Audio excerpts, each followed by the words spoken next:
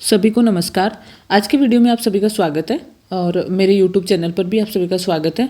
अगर किसी ने अभी तक चैनल को सब्सक्राइब नहीं किया तो प्लीज़ चैनल को सब्सक्राइब कर दीजिए। और आपको अगर मैं जो योजना आप लोगों के साथ शेयर करती हूँ तो वो अगर आपको अच्छा लगे तो आप दूसरे साथियों के साथ भी शेयर करें जिनसे उनको भी हेल्प मिल सके। तो आज की वीडियो की हम शुरुआत करते हैं। आज का जो वीडियो है हमारा ये 8वां वीक है, हमारा जो प्रखर 2.0 जो रीडिंग कैंपेन चल रहा है तो उसका 8वां वीक है। 8वें सप्ताह की साप्ताहिक शिक्षण कार्य योजना मैं आप लोगों के साथ शेयर कर रही हूँ। दिनांक 10 नवंबर से 15 नवंबर तक ये योजना हमारी इस सप्ताह की चलेगी। कक्षा तीसरी से 5वीं की मैं आप लोगों के साथ शेयर कर रही हूँ। और इस सप्ताह में हमें रेफ और रकार में ये 4 वर्ण लिए हमारे, इनकी हमें पहचान बच्चों को करवानी है, इन पे हमें कार्य करना है। तो सबसे पहले अधिगम क्षेत्र आता है पुनरावृत्ति। पुनरावृत्ति में हम पिछले सप्ताह सिखाए गए संयुक्ताक्षरों का दोहरान बोर्ड पर संयुक्ताक्षर से बने शब्द लिखकर एबीएल किट से कार्ड्स ढूंढकर करवाएंगे और 5 से 10 मिनट हमें कार्य करना। और स्वनिर्मित संयुक्ताक्षर के जो शब्द कार्ड या चार्ट जो हमने पिछले वीक में यूज किया था उसके साथ हम बच्चों के साथ उनकी सहायता से कार्य करेंगे।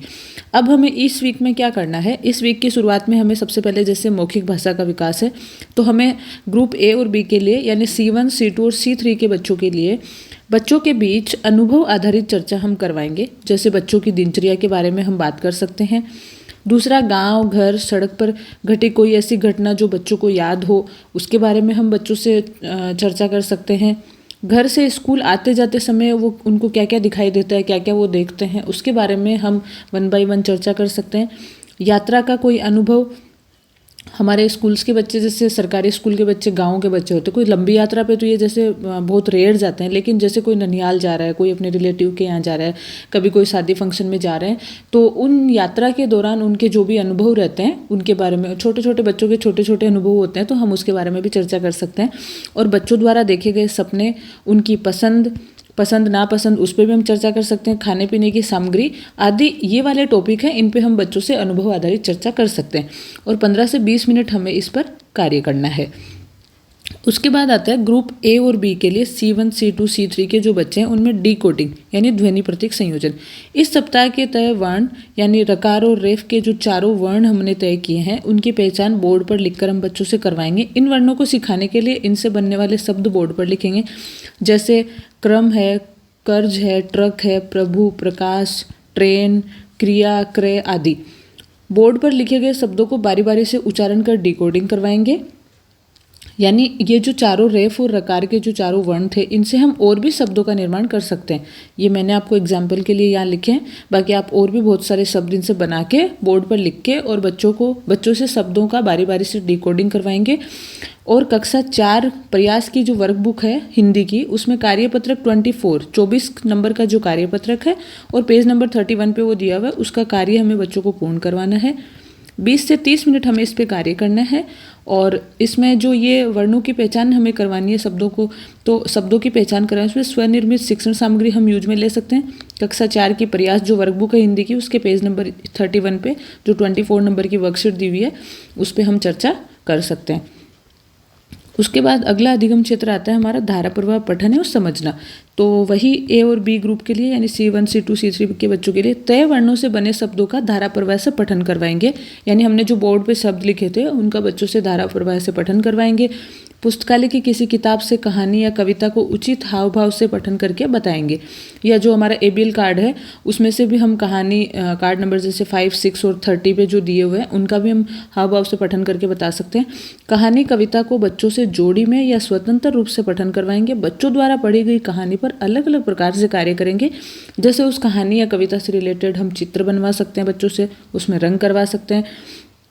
कहानी को आगे बढ़ाने की प्रक्रिया भी हम करा सकते हैं। कविता अगर हमने बच्चों से कविता पे हमने अगर आज इसमें हमने हाव भाव से उनको पढ़ के बताइए तो हम उस कविता को भी आगे पढ़ने के लिए आगे बढ़ाने के लिए बोल सकते हैं। पठन आधारित प्रश्न बनाकर प्रश्न पूछेंगे और प्रश्नोत्तर लिखवाएंगे। 15 से 20 मिनट हमें काम करना है। और ये कार्ड जो है 5, 6 और 30 नंबर ये हमें एक एक दिन लेने हैं, एक दिन में सारे नहीं करवाने। तो ये मैं जब आपसे दैनिक कार्य शिक्षण योजना शेयर करूँगी तो उसमें 1 बाय 1 मैं आपसे इन कार्ड्स को भी शेयर करूँगी और पुस्तकालय कोई पुस्तक की भी आप हेल्प ले सकते हैं। उसके बाद लेखन में ग्रुप ए में अनुभव चर्चा की विषय वस्तु आधारित लेखन करवाएंगे। जो हमने शुरू में बच्चों से अनुभव आधारित जो चर्चा की थी उन पर हम उनको कोई भी जैसे उनमें से एक टॉपिक देख के हम उनसे लेखन कार्य करवा सकते हैं। उनके अनुभव से संबंधित चित्र बनाकर उसमें रंग भरवा सकते हैं और उसके बारे में लिखवा सकते हैं। रेफ और रकार से बने शब्दों का श्रुति लेखन करवाएंगे। आज जो हमने 4 वर्ण लिए थे उन चारों से बने हुए शब्दों का हम श्रुति लेखन करवाएंगे। ग्रुप बी के लिए चित्रों के आधार पर नई कहानी बनवाएंगे एवं कक्षा में प्रदर्शित करवाएंगे। कविता भी बनवा सकते हैं, कहानी भी बनवा सकते हैं, अपनी इच्छा पर डिपेंड करता है। 10 से 15 मिनट हमें काम करना है। हिंदी शब्द एवं मात्रा ज्ञान कैलेंडर है उसको हमें इसमें यूज़ लेना है और शिक्षक द्वारा स्वनिर्मित सामग्री है उसको हमें यूज़ लेना है। तो कुछ इस प्रकार इस वीक की हमारी ये योजना रहेगी। मैंने जो अंडरलाइन किए इनको मैं हटा देती हूँ ताकि आप अगर इसकी हेल्प भी लेना चाहो तो आपको क्लियर दिखाई देगा। आप इस योजना की सहायता से आप अपनी खुद की योजना तैयार कर सकते हैं और ज़रूरी नहीं मैंने जो योजना बनाई है उसी को डिक्टो आप फॉलो करें। आप इसमें कुछ परिवर्तन करना चाहें तो कर सकते हैं और कुछ आप अलग जोड़ के मुझे भी अगर बताना चाहें तो प्लीज़ कमेंट करें। और जो प्रखर का जो काम चल रहा है उसको आप अच्छे से मन लगा के करें बच्चों के साथ, जिससे काफ़ी सुधार आएगा बच्चों में। तो ये मैं आपके साथ शेयर कर रही हूँ। आप इसमें से हेल्प लेना चाहें तो आप ज़रूर ले सकते हैं।